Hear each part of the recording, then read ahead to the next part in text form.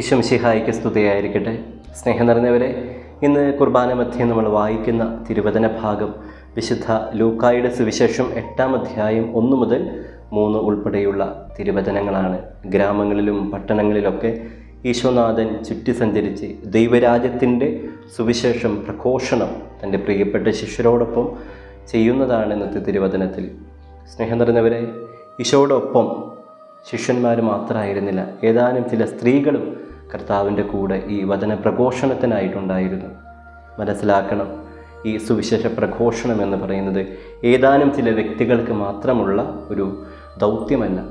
ആരാണോ ഈശോയിൽ വിശ്വസിക്കുന്നത്, മാമോദിസ സ്വീകരിച്ചത്, അവരുടെ ദൗത്യമാണ് ഈശോയുടെ വചനം മറ്റുള്ളവർക്ക് കൊടുക്കുക എന്നത്.